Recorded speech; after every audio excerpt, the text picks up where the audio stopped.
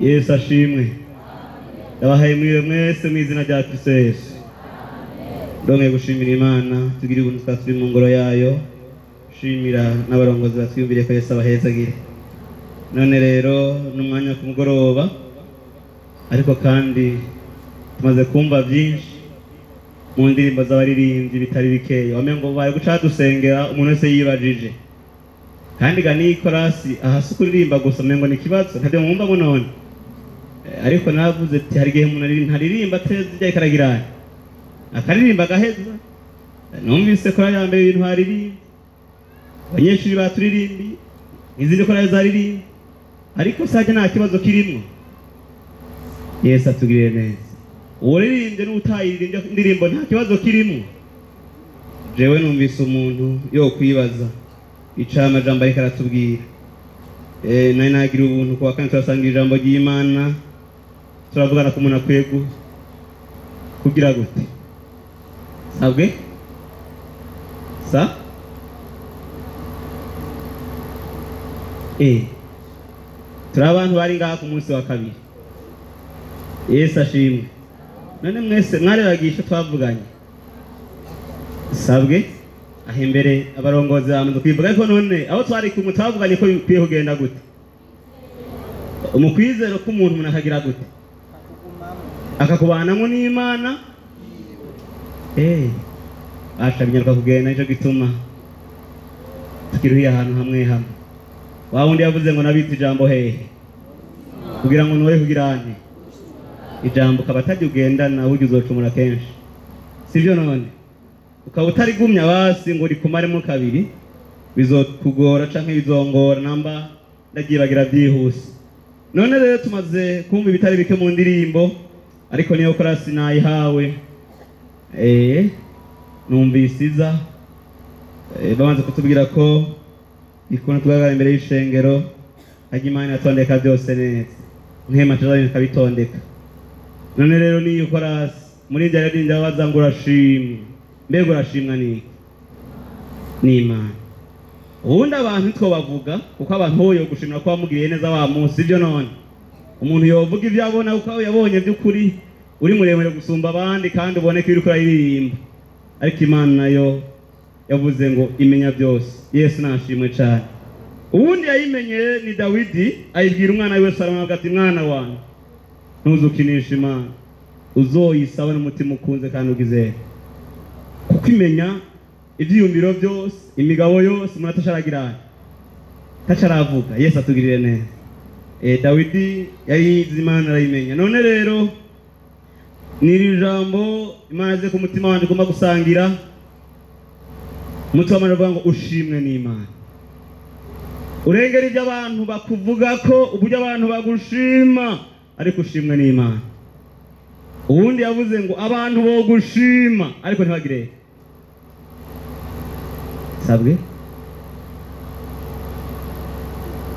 Sa? Yesu atugirire neza. Abantu bo gushima ariko ari abo batogirana batogushikana. Yesu atugirire neza. Ariko ndabona washimwe n'Imana yagawe n'abantu Imana imurenganya babona. Bibiliya bishingiye nta hivyo. None rero ni ijambo Imana ngiye kugira ngo ushimwe n'Imana, urondere gushimwa n'Imana, urenganye ibyo abantu bavuga, wibaze kushimwa n'Imana. Muri yavuga ngo mbega urashimwa n'Imana. Muri urashimwa n'Imana. Wewe usenga mbega urashimwa n'Imana. Mana itugirire neza.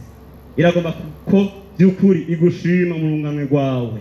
iragomba guhagarara ushimwa nayo mu gihe cawe, iragomba guhagarara ushimwa nayo hamuherereye hamukorera. Yesu atugirire neza kandi ibyo ntibizira, niba ashimwa nayo arakantu izokoreramo. Reka dusome amajambo y'Imana. Ariko igomba kushimwa nayo mu gihe ca gihe nyene, iragomba kushimwa nayo muri bya bikorwa nyene, iragomba kushimwa nayo muri ya myanya nyene mu runganwe rwawe. Yesu atugirire neza. Iyo tuvuga urunganwe ntibitomoka neza, ariko haje umuntu wese afise urunganwe rwiwe, sivyo ga Izahaki? Haje umuntu wese afise urunganwe rwiwe, kandi iyo tuvuga urunganwe ruri mice myinshi, sinzi ngeno nshobora neza, ariko ruri mu bice byinshi. Hari urunganwe mu kazi, sivyo? Hari urunganwe mu myaka, hari urunganwe mu bikorwa bya misi yose. Yesu atugirire neza. Ego, reka dusome amajambo y'Imana kandi dusenga ntiduteba. Ni ku mugoroba tumaze kumva ibitari bikeya. Tuhere hano itanguriro n'amajambo tari mashasha, ariko kandi ijambo ry'Imana ryama rishasha igihe rije, ryari rifise impamvu rivusubiwe kuvugwa. Imana iba yabonye ko ico gihe nyene rikwiye. Gatandatu turasoma duhere ku murongo w'icenda, nitwohera hejuru. Ibyo reka tubireke duhere ku murongo w'icenda kugira tuziga mu mwanya. Dusome izina rya Yesu.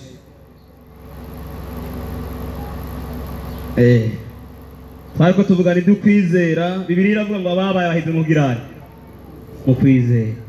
No mu kwizera hari abashimwe n'abatashimwe, mbega sivyo? Hari abashimwe ukwizera kwawo. Mbere ngo Aburahamu amaze gushimwa akaza imbere y'abandi ngo abiharuka ko ngororoka, ngo bituma abasekuruza bagize babizera. Yashimwe n'iki? Yashimwe n'Imana.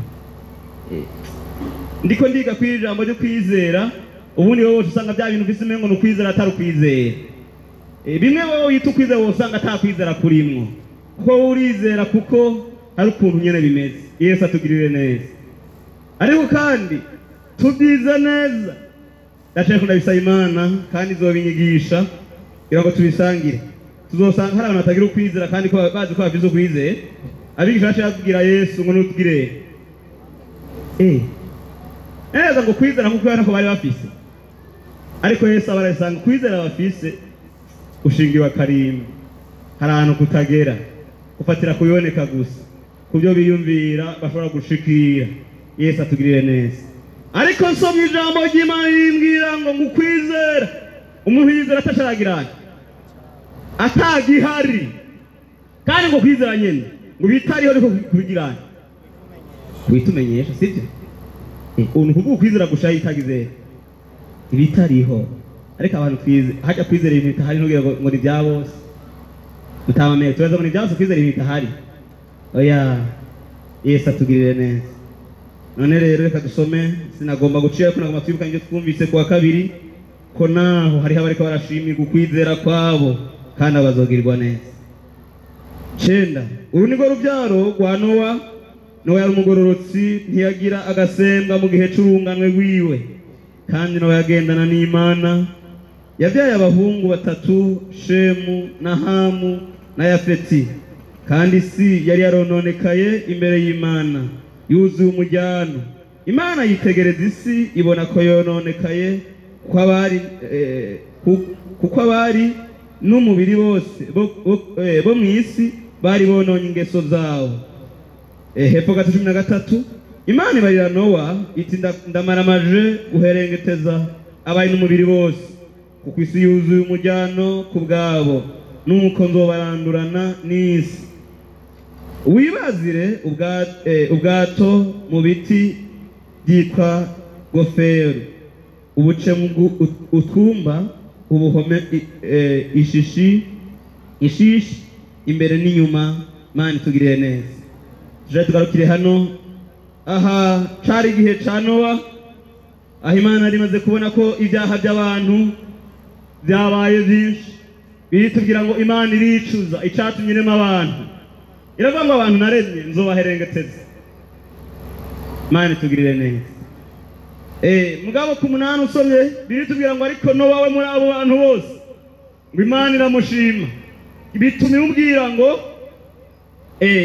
hani jambo cyatubwira ngo uru niko rubyaro rwa Nowa barapanga kudonaga ngo Nowa ubwiwe yari iki yari umugororotsi bica bituma Imana imubwira ati Nowa wewe wazi ubwato naho abantu babaye uko naho ibintu byononekaye naho ingeso z'abantu zabaye nabi wewe bazi ubwato arambwira ngo woho ni wibazira ubwato Yesu natugiriye neza aho uvuye hejuru gatoya ngo Nowa Imana imurade muri ico gihe murunganwe gwiwe Yesu atugiriye neza Imana mwebwira ndabwira ngo murunganwe gwawe ikuravye kwishimira Yesu atugiriye neza murunganwe gwawe uri kurasenga ikwishimire murunganwe gwawe uri kuraririmba ikwishimire nta kindi gomba nico cyatimbwira ngo weho ibazira ubwato naho abandi ngomba kubaho nyaharico nzokugirira wewe Yesu atugiriye neza nuhagarara Imana ikagushima mu gihe cawe murunganwe gwawe nahiye bizabigoye birambwira ngo naco bigihe gituma umuntu yitwa arakwiye guhagarara agashimwa n'Imana Yesu atugirire neza usomye uraraba Stefani ko byamugendeye cari gihe kitamworohereje ariko ategwa amabuye agirwa nabi ariko Imana iramushima mu gihe ciwe ngo bituma arangamiza mu ijuru abona mu ijuru ibintu bihindutse abonye ibintu bihinduka mu ijuru bimwishimiye ukundi aravuga ati Mana rega abantu bazi ico bariko barakora naho bagomba kunyica bagirira imbabazi Mana tugirire neza mu gihe ciwe Imana iramushima Yesu atugirire neza ntiza gusoma amajambo menshi kubw'umwanya ariko turavuga bamwe Bibiliya ishingiye ntaye ko mu gihe cabo bahagaze bigatuma bashika ntayo bagomba kugirana kubashikana aha rero cari gihe ca Nowa bivuga ngo Nowa yari umugororotsi ntiyagira agasembwa mu gihe c'urunganwe rwiwe Imana tugirire neza Nowa aboneka ari umugororotsi Nowa mu gihe ciwe aboneka ashimwa n'Imana ngo ntiyagaboneka kagasembwa naho ingeso z'abandi zari zagize ibihaye ikintu irambwira ngo muri igihe nyina c'ikinyabyaha mweho abo twamenye mugaragare nk'amatara Yesu atugirire neza iragomba kukwishimira mu gihe nk'iki urunganwe rwawe ewe mushinga ntahe ewe mukenyezi kuramwo amajambo ariko Imana ikwishimira samajambo oya ntitinda kwisigura Nowa nta wundi muntu yamuvuze ko nta wundi yabanza kumujistifya ariko Imana yihweje abandi ibintu byononeka iravuga ati ariko Nowa murunganwe rwiwe mutima wanje uramwishimiye itumbwira ati weho rero Nowa ibazira ubwato ariko ngomba kugukorera nzohonya abandi ariko uzobaho Yesu natugirire neza igihe kiza hari Imana izoreka bikaba ariko abantu bahagaze bariko bagwanira ukugoroka baboneka imbere y'Imana batagawa atagasam hari Imana izokora amen hari ikizokora ku bantu bizigamye akazi mu kugororoka mu gihe cabo ntibate ibanga mu gihe cabo bakazigama ibanga ry'agakiza batiwe n'Imana abiriteguye igihe cyo bakiri nagiza igihe cyo kwita hari ikizokoreramwo amena Nowa abwirwa ngo Nowa wehoho ndabizi hari ukuntu wifashe abandi ibintu byononekaye hari ukuntu witwaye abandi bariko barampemuka ko ibazira ubwato hari ico nzokora uzobaho nahize ngo abandi ngomba kubaheba Yesu atugirire neza Nowa ngo acabaza ubwato birebire murayibona kandi Imana ikimugirira neza mbere nyuma yaho imuhumugisha Imana ihabwa icubahiro iki cari igihe c'urunganwe rwa Nowa Imana iramwishimira imugirira neza hari akantu Imana izokorera abantu yizigiye abantu bayigumyeko abantu babonetse arabizigwa bayo batayihemukiye mu gihe cari ikabagirira neza icompa murunganwe rwawe Imana ikakwishimiye icompa ewe mwigeme ewe musore murunganwe rwawe Imana ikuratika kwishimiye mu gihe cawe abantu Imana irikirishimira mu gihe c'abigeme naho atari mwese harabigeme ariko barazira mu kugororoka abirikira bishimira kandi hari icyo tuteguye gukora bakiri mu isi y'abariko hari abasore bariko bagwanira ukugororoka abo ntibizijana oya izohonya abana bw'abantu abo bazoba hari abashinga ntahe aho abandi bariko barahemuka kandi atanyanduru hari abakenyezi bagwanira ukugororoka kandi byari bisa n'ibigoye abiriteguye kubagirira neza n'iri jambo yambwiye kubwira ngo ushimwe nayo igihe ntacyo bitwaye naho kimeze uko, naho coba igihe cyo kwitwa, naho coba igihe cyo kugira ibyo uhombye, ntacyo bitwaye, ariko ushimwe nayo. Erega mu gihe cyo gushimwa n'Imana hari ibyo duhomba, hari ibyo dutakaza, hari ibyo tubura, hari icubahiro tubura, ariko biraho kundi kundi mbwira. Yesu atugirire neza. Abantu byashokeye bakiyanka bagahe ubugingo bwabo biringira ngo bazobuzigama. Bazobuzigama naho byagara umenga uriyahuye uzobaho. Ijambo ry'Imana. Ego. Aha usomye hepfo w'Imana ikibarira Nowa isindamana amaje guherengeteza abari n'umubiri bose, isi yuzuye umujyano kubwabo, ariko weho ni wibazira ubwato. Kuri 14 mu biti byitwa goferi ubuce mu twumba ubuhome ishishi imbere n'inyuma. Mana tugirire neza. Kubaza ubwato n'icyayi cyiyumviro ca Nowa. Hari igihe abantu bibira ngo hari ukuntu nzobigenza mu gihe cyo gutabarwa. Yari integuro y'Imana bigikurikira ko nyine byariko bira. Imana yategura ati nzokiza Nowa ko yagaragaye by'ukuranyubasha, ko atifatikanije n'abandi, ko yazigamye kugororoka, ko n'ubu ari umwizigwa wawe. Hari ukuntu nzomugira. None rero azobaza ubwato mbere azoca mu twuma nzobigenza uku n'uku n'uku. Mana itugirire neza. Inzira zo gutabarwa si integuro y'umuntu, ariko n'ibyateguwe n'ijuru, kandi nta muntu yobishobora. Icompa gusa ukagororokera Imana mu gihe cawe. Imana ikihweje kavuga ati nanaka ndamushima. Mwijuru bashabategura ibindi bintu.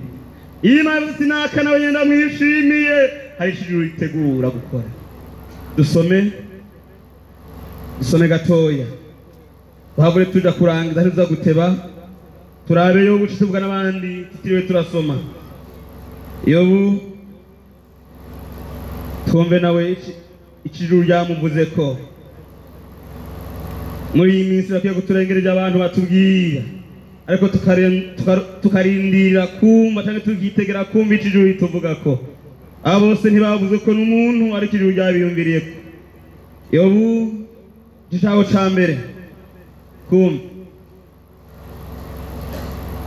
Nowa yagaragaye ari umugororotsi mu gihe ciwe, mu gihe c'urunganwe rwiwe, kandi nticari igihe corosha ibyaha byari byinshi biriko birakogwa.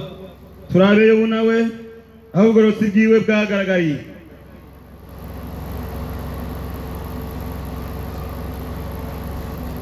Igice ca mbere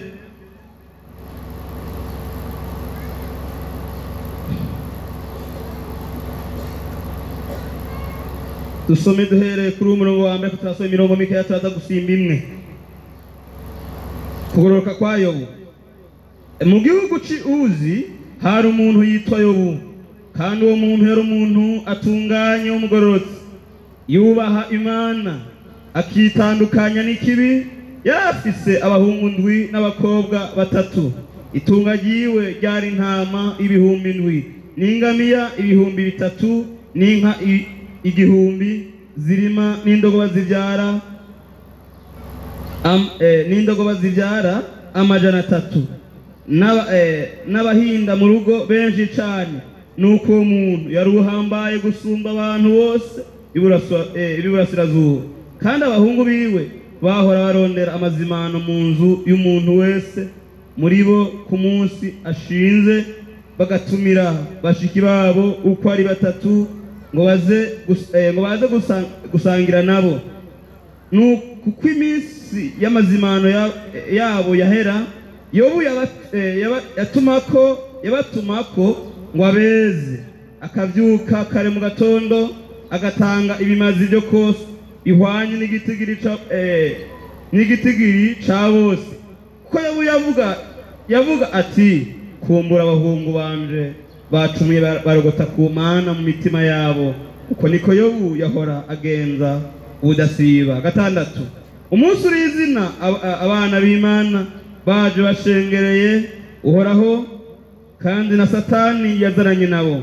Uhoraho abaza Satani atuvuye hehe? Satani yishura uhoraho ati mvuye ukwiragira mu isi no kwigendagendamwo. Uhoraho abaza Satani ati mbega witegereje umusavyi wanje Yobu yuko atawuhwanye nawe mu isi, ari umuntu atunganye w'umugororotsi anyubaha akitandukanya n'ikibi. Yesu natugirire neza. Aha nitwosoma ni byinshi, reka tugarukira haka tuza gusozera ku ijambo ryasozerani muri kino gitabo ca Yobu. Aha dusomye amakuru ya Yobu, nawe yabonetse imbere y'Imana n'umuntu w'Imana yubaha. Biri tugira ngo mu gihugu cy'Uzi hari umuntu yitwa Yobu, birivuga ngo uyo muntu yarubaha Imana, ngo kandi uwo muntu yari umuntu atunganye w'umugororotsi yubaha Imana akitandukanya n'ikibi. Yesu atugirire neza. Ibi ni byaranga Yobu mu gihe ciwe. Muri iki gihugu hari abantu benshi, murabizi namwe guri haba umuntu umwe sivyo none, ariko bivuga ngo muri iki gihugu cy'Uzi haboneka umuntu yitwa Yobu, urevuga ngo yaratunganye uwo muntu kandi akaba yubaha Imana agororotse, ngo yitandukanya n'ikibi. Imana ishimwe cyane. Hari abantu Imana izi mu bantu benshi n'abantu bayubaha.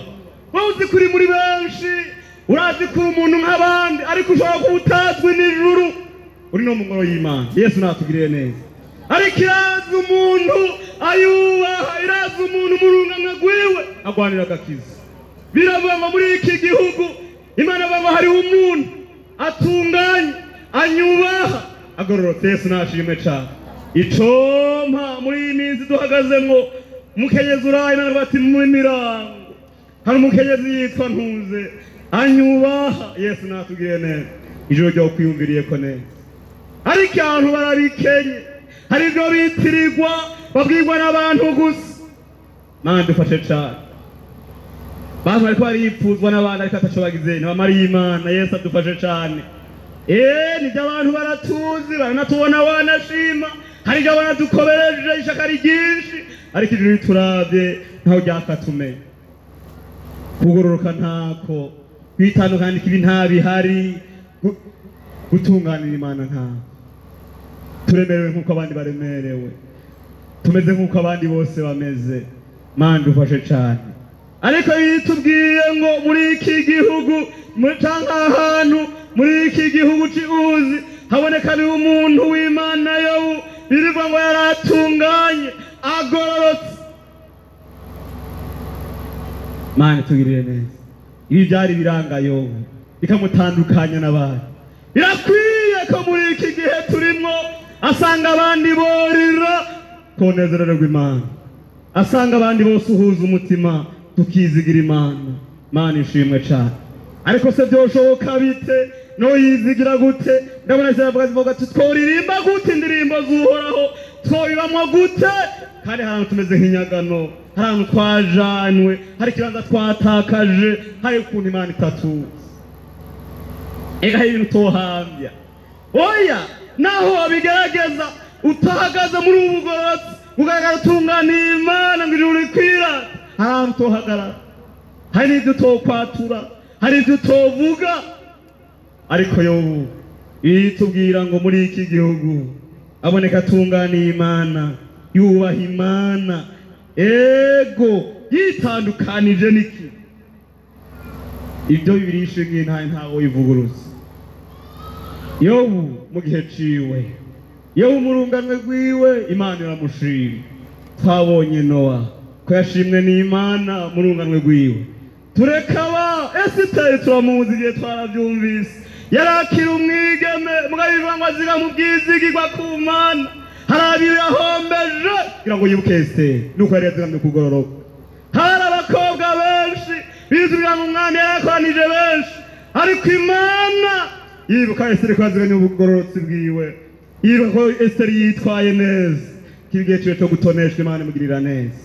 Suyo Yosefu byabaye ivyo aziga mugororoka abana n'Imana. Erega aho yaciye wamengo ni ahantu ho kugororoka. Biri tubwira ngo Yosefu yabanje yamwe nabo bavukana, aragurishwa, avuye aho aja kumucakara, ava mu bucakara aja mu burofu, ariko intumbero y'Imana yarateguriye kuzobubashwe mu gihugu. Yesu atugiriye neza kuko Imana ari Imana atawobuza imigabo yayo bibonekana yose afatira mu kugoroka akira umusore biritubwira ngo yashitse ahantu Imana agomba kwashika ngo buwa kabiri he ku mwana Imana ishimwe cyane ariko uravye shahu ahantu yari yacishijwe yari rwoye guhagarara ariko avuga ati ntaco bitwaye naho biruko ijuru riranze ijuru rinyitayeho ijuru rinyiyumvira neza Yesu atugiriye neza haba mu buroko aho yarafungiwe nta kibi cigeze kimugaragara yitandukanije nabyo muri urwo rungano rw'aba bari ku buroko biriye bimushingira inta aho yaciye mu nyaganageze kwa Potifari naho nyine bimushingira intahe ko aho bibaye ngombwa ko akoreshwa ibyaha yataye umutama na kiru Imana imuzirikana kw'ibyo Imana ibyandika ahantu yaribika ariko igihe ciwe n'icari bwagere yitubwira ngo harageze akugwa mu buroko abanza gutegurwa Yesu atugirire neza kandi aboneka by'uko ari udasanzwe Imana ihabwa icubahiro none rero yari amajambo ntitugomba gutaba amajambo ikibazo ni iki barafise ukuntu abantu bakuzi hari dukobereje ndiko ndakuraba hari n'ishaka ufise ariko ikibazo ni iki mbega ijuru rirakwemera ijuru kwiyumvira gute urashimwa n'Imana ikibazo ni iki murungane rwawe musore murungane rwawe mwigeme hari icyo tuma wibuka hari icyo turi ijuru kwiyumvirako ewe mushinga ntahe muri urungano uhagazemwo hari icyo tuma wibuka n'ijuru rirakwemera Imana itugirire neza n'aya majambo yumvise Yesu abahezagira hasigaye ahawe ukibaza ntawe no kwagiriza ibyaha ariko yobu oyitandukanya n'ikibi nano wakwabaye uko murungano rw'Imana murade avuga ati ndafise umuntu ndafise umuntu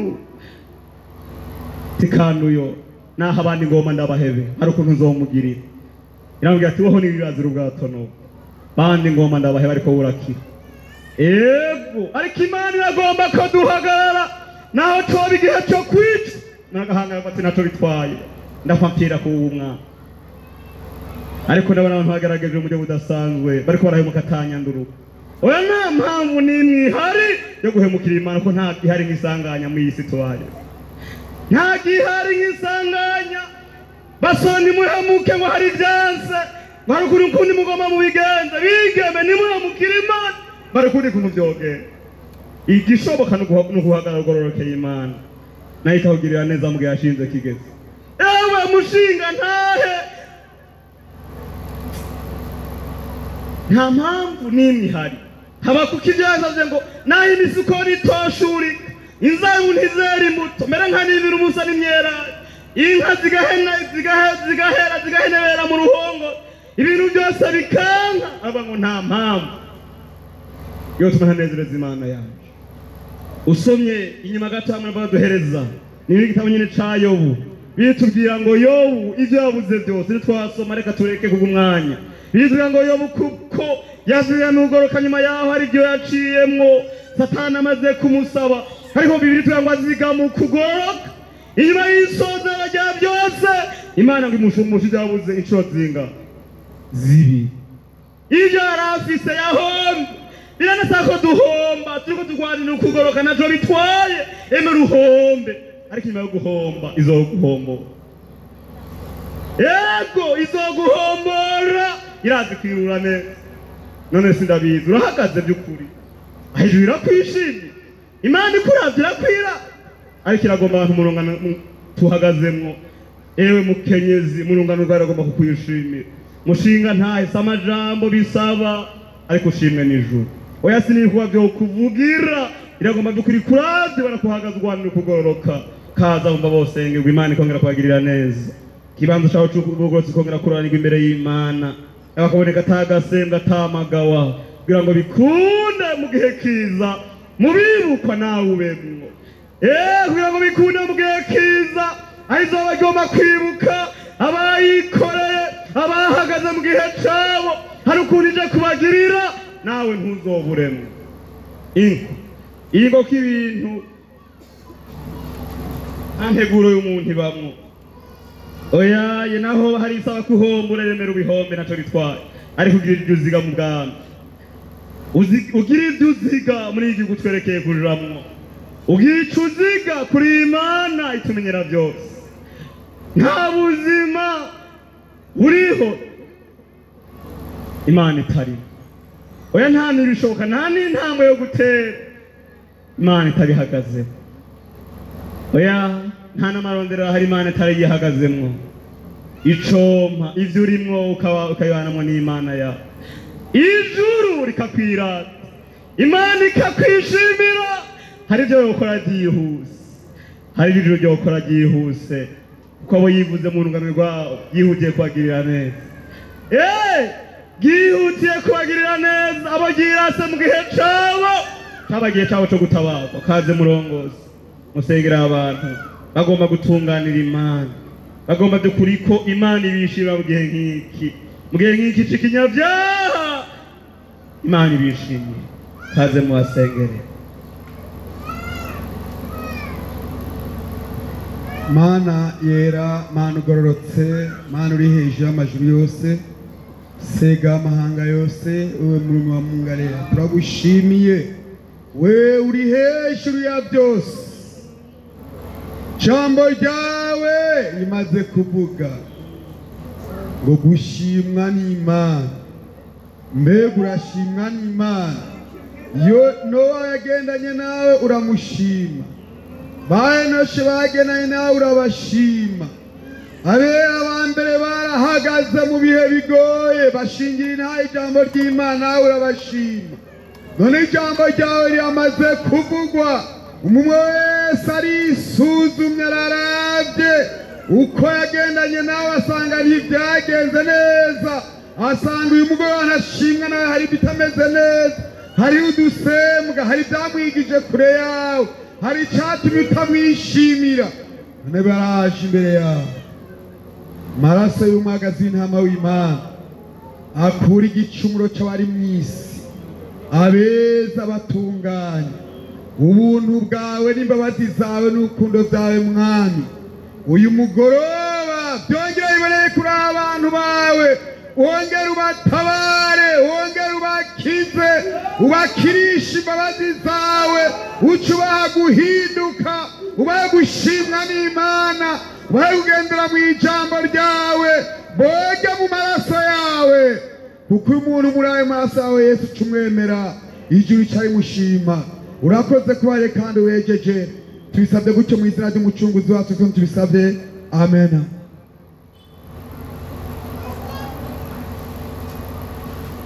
Mana irakoze. None rero twaguma dusengera umuntu afise umutwaro, irashoboka n'ingwara n'uwundi mutwaro, kandi imitwaro mwino minsi iragwiriye, ariko bibiri twita abanyamibabaro. Ako hari ukuntu bazogirirwa. Yesu atugirire neza. Ragomba mbwira umuntu yizeye ahagararira umutwaro afise uwo ari wo wose, n'uyu canke n'uyundi. Oya si ingwara gusa, oya ariko hari imitwaro mwino minsi. Wewe uvuga ati jewe Mana ndi umunyamutwaro mugabo kandi nizeye wewe.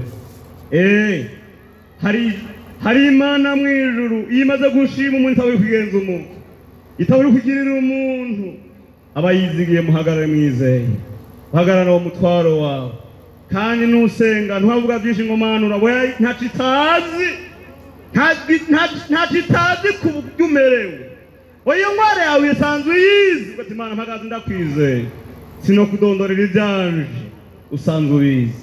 Ntasanga ryawe mugira ngo bimeruka, ndaza ariko kuri Imana ishoboye byose. Kaze mwarimu François, kaze usenga Imana, abantu bahagaze bizeye Imana. Ndabona ikora ikintu cintibagira mu bantu bayo. Kaze musenga. Mana data twese wo mwisho, Mana yo kwizigirwa, Mana ushoboye byose, turagushimiye Mana, turagushimiye Mana, umaze guharira wacukiza Mana, kandi abafise imitwaro kongera ukabaruhura Mwana. nibuka Yesu uriko urahamagara uriko uravuga ngo muze kuri jewe abananiwe n'abaremewe mwese ndabaruhura. Haleluya, haleluya, haleluya. Waruzi imitwaro mwami abantu bashobora gufita, ucurahamagara ngo abananiwe abaremerewe muze kuri jewe ndabaruhure. Haleluya. Ushavanga igata yawe nibabaza n'imitwaro yacu birawauka, ingata yawe ngo ntibabaza imitwaro yacu birahauka, ngo natwe tuzoca turonka uburuhukiro bw'imitima. Haleluya. Turasenza Imana kuri uyu mugoroba, hari abagwayi baduze kuri uyu musozi bagomba gukira, abo turabasengeye. Haleluya. Tukiriko turasenga indwara zikire, umuntu wese agwaye, umuntu wese ababara, tukiriko turasenga. Haleluya. Bumve bariko barakira. Haleluya. Naranezeye n'abanyamibembe 10 Yesu maze kubakiza, ngo abwiye ngo nimugende mwiyereka abaherezi, bakiriko baragenda ngo bagenda barakira. Mwami tukiko turasenga izi ndwara zose, umuntu wese yaragwaye, umuntu wese yababara, tukiriko turasenga yumva ariko arakira. Haleluya. Hari nabo twumvise bari mu bitaro, babana bagwariye mu bitaro n'abandi bagwaje, twagiye tumva kuva ku munsi wa hirya y'ejo bango muradusengera turagwaye, abo bose turabasenge. Tukiriko turasenga aya masengesho abashikire mu bitaro aho bari ku misego hariya mu mihiri wabo, tukiriko turasenga bumve bariko barakira. Haleluya. Hena afisi n'imitwaro itandukanye, imisozi iri imbere yabo, ibibazo bibahanamiye, turasenza Imana. Uwaduze hano ababaye mwami ave hano anezerewe, uwaje hano Mana afise ibibazo ave hano yishuwe. Urakoze Mana ko byumvise kandi turabyizeye ibyo mu izina rya Yesu Kristo. Amen. Yesu abahezanye.